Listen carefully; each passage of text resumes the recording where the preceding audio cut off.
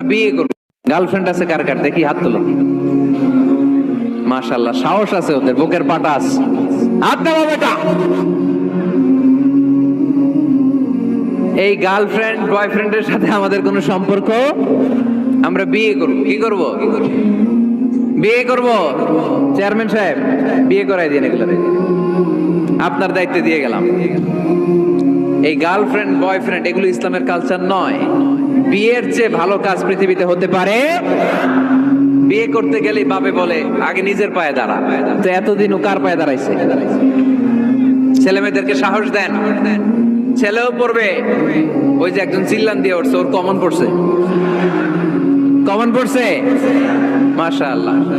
গার্ডিয়ানরা যারা আছেন ওদের দুঃখ কষ্ট একটু বুঝেন আপনারা, মিলাই দিয়েন ওদেরকে, বিয়ের পিড়িতে বসায় দিয়েন। বিয়েতে কল্যাণ, বিয়েতে বরকত। বিয়ের মতো ভালো কাজ হতে পারে না। সব নবীরা বিয়ে করেছেন। আর নিকাহ মিন সুন্নতি, বিয়ে আমার সুন্নাত। ফামান রাগিবা আন সুন্নতি ফালাইসা মিন্নি, যে আমার সুন্নতকে ভালোবাসে না সে আমার উম্মত হতে পারে না। বিয়েটাকে সহজ করে দেন। যেই সমাজে বিয়ে সহজ ওই সমাজে জিনা কঠিন, তাই না?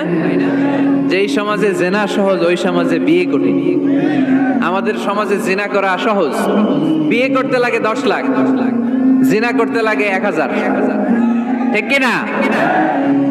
10 লাখ টাকা ছাড়া বিয়ে করা যায় না। এটা লাগবে, ওইটা লাগবে, এই দাও, ওই দাও, মোহর দাও, বিশাল অঙ্কের মোহর। 10 লক্ষ টাকা ধার্য না করলে মেয়ে দিবে না। এরকম আছে না? নাই না। এগুলো আসলে ইসলামিক কালচার না।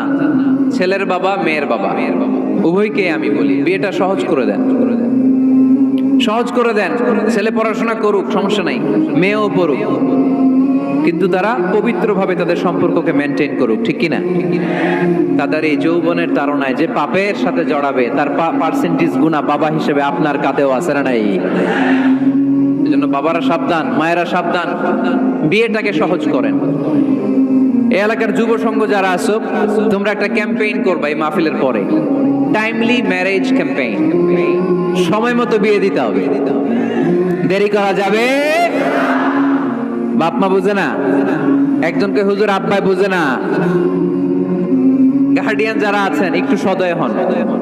ওরা যে পাপের সাথে, পাপের রাস্তা যে ওরা চিনে যাচ্ছে, পাপের পথে যে জড়িয়ে যাচ্ছে, আল্লাহর সুপ্রিম কোর্টের কাঠগড়ায় আসামি করে আল্লাহ সেদিন আপনারে দাঁড় করাবে।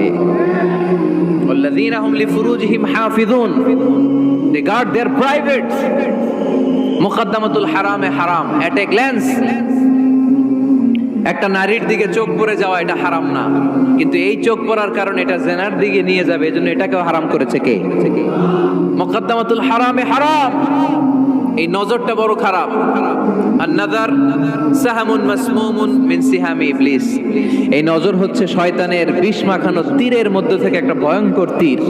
এই তীর দিয়ে শয়তান যুবক আর যুবতীদেরকে কাবু করে ফেলে। আমরা শয়তানের হাতে ধরা দিতে চাই না, আমরা বিয়ের মতো পবিত্র বন্ধনে আবদ্ধ হতে চাই। ঠিক কি?